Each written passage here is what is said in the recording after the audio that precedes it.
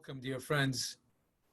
We are in the midst of the 3 weeks from Yud Zayin B'Tammuz in between Tisha B'Av, a time where it's called, according to the prophet Jeremiah, Ben HaMetzarim, between the strictures, a time of collective mourning where we mourn the destruction of the Beit HaMikdash. But as we know, that the Torah tells us that one should never be depressed. One should always be happy. Ivdu et Hashem besimcha. One should rejoice in the service of God.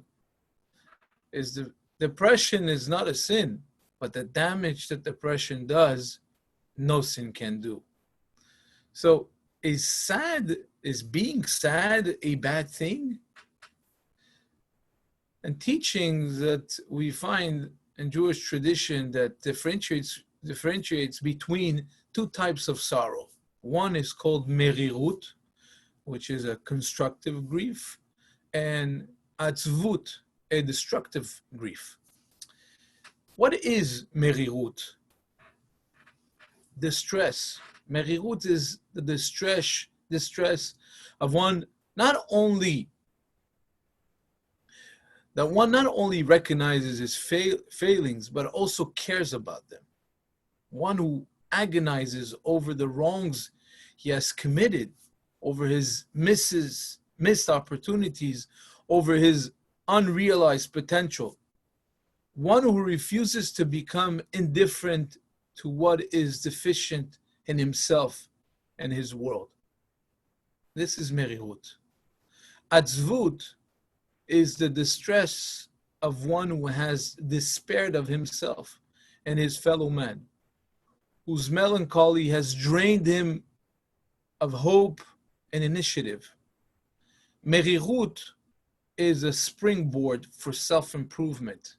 Atzvut is a bottomless pit.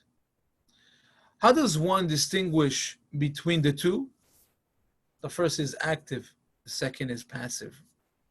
The first one, being Merirut, is when a person is actively trying to improve himself. He's active in his doing, while the other one is completely passive, just being drained out of all of his energy. That is Atzvut.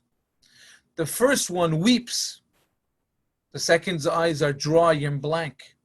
The first one's mind and heart are in turmoil. The second are still with apathy and heavy as lead.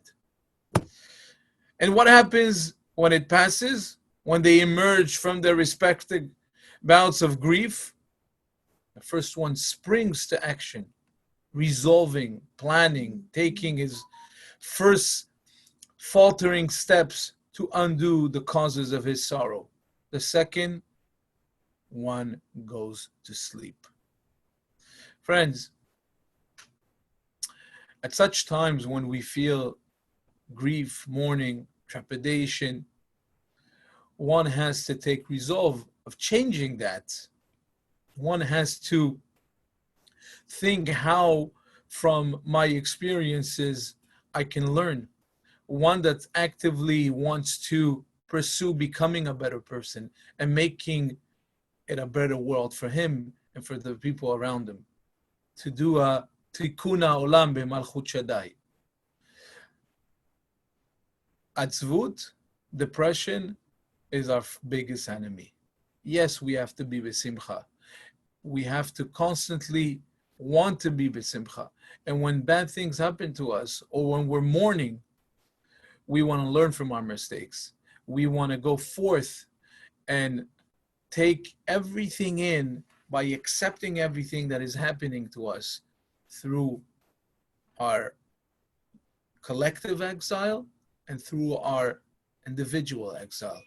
And by doing so, we are not in Atzvut, but we are in Merirut, and ultimately come to the ultimate simcha that will build the third temple. Bochim to you, and we'll see you very soon.